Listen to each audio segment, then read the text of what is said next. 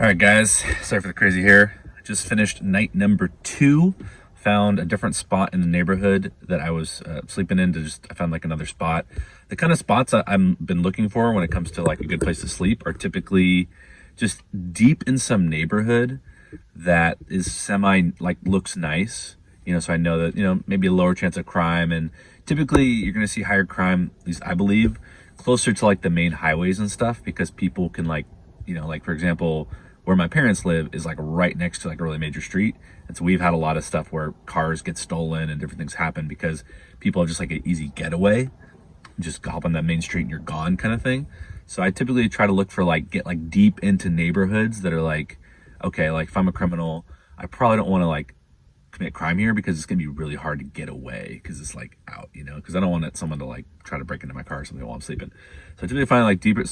And I typically look for a spot that kind of has like someone has sort of an extended fence that goes down, because I don't want to necessarily be like directly in front of somebody's like window to where they're like looking out as they're like washing their dishes in the morning being like, oh, I don't recognize that car, like I don't want that. So I usually try to find a stretch that has just like a fence or something like that has like no windows, or like side windows, not like a main window. And then I try to find something, hopefully, with a tree with some shade, right, to keep me a little bit cooler as the day wears on. It gets a little hotter if I wanted to sleep in a little bit more that day. That's kind of how I've been making my decisions as far as like where I'm sleeping.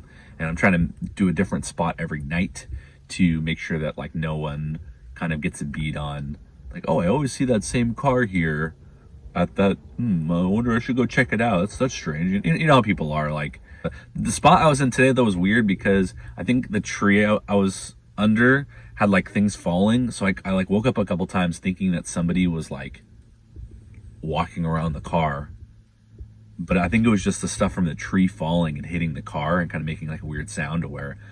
And then also it was weird because people, obviously like you hear people walk by, right?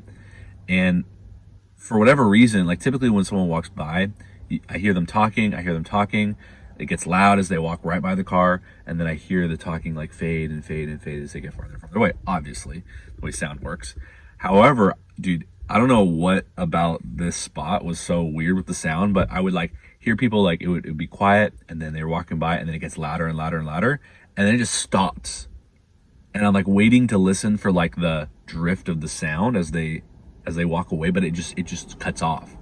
And I'm like, this is really creepy. Like, did they stop? Are they looking at my car right now? And like why did it just stop the sound?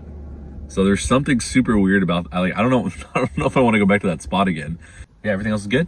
I'm gonna get my day started as normal, get my food, go to the park, get some sun, do a little reading, get some work done at the library. I was able to win another trade this morning that I took yesterday on Bitcoin, and it hit, so pretty excited about that. And I'll have to look for some more trading opportunities today. Yeah, and then I'm reffing in the evening time, doing a couple soccer games, so excited about that. So big day of work coming today. Let's get it started. All right, guys, this is resuming day 3. We're back at the park. I decided to shift one of these tables over here in the shade right next to my car. I wanted to just be really close to my car and not have to like carry all my cooking equipment so far. So I just pulled the sucker into the shade, and hopefully it doesn't look super level. Maybe on the edge here it's kind of level, so that still might be a problem, but I'm excited I'm hungry, I'm starving. All right, guys, I have some bad news. So I remember in the previous, as you're watching this video, I was talking up this guy right here, how cool it was.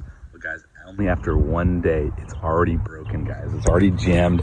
I don't know what happened to it, but it's, oh, there we go. Maybe it's pretty finicky. We're gonna see. Maybe it'll still work. Oof, I'm kind of sketched out though. I'm probably gonna be returning this to Walmart after 30 days because I just see how fragile it is already. But I do like the overall concept, and I'm going to definitely be looking for a different one on Amazon maybe.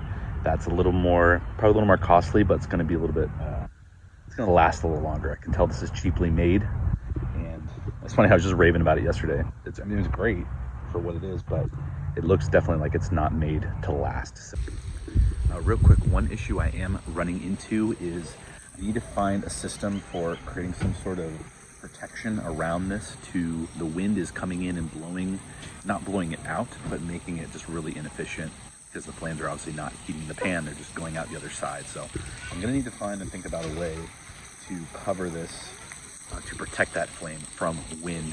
All right guys, it's middle of day 3. Just wanted to give my honest thoughts so far. I'd say the only drawback of this entire experience thus far is just how tired I feel due to, you know, sleeping obviously in my car. It's crammed, and so I'm you know, very crammed when I sleep, and I'm not sleeping as well. I'm not sleeping terrible, but I'm not sleeping as well. So I've noticed even after just a couple nights, like I was in the library trying to get work done and I was like falling asleep because I was like so tired.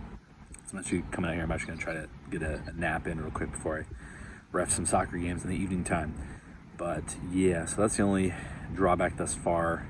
I definitely could see, like, if you had like a van setup and you could sleep a lot more comfortably, I definitely see you could sort of probably solve this issue. I obviously have a very tiny car, so it's a bit of a struggle. So yeah, just want to give you guys an update on day 3. What's up guys? Thought I'd give you just a sneak peek into a little bit more of my daily life here. So obviously living the nomad lifestyle, like in the video, and I'm doing some soccer reffing today. So just got done reffing a game and I got one more here in a second. So I do this usually on the weekends.